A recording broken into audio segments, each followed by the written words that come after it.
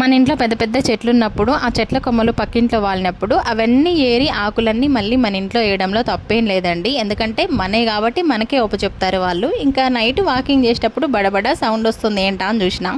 పక్కింటి అంకులు ఆకులన్నీ ఏరి మా ఇంట్లో వేస్తున్నాడు. మీరు జాగ్రత్తగా ఉంచుకోండి అమ్మా అని పొద్దున్నే లేసి ఇంకా వాటిని అన్నిటిని ఊడ్చి ఒక దగ్గరికి అయితే పెట్టిన. ఈరోజు ఈవినింగ్ వాటిని మంట వేయాలి. ఇప్పుడైతే వేయదలుచుకోలేదు.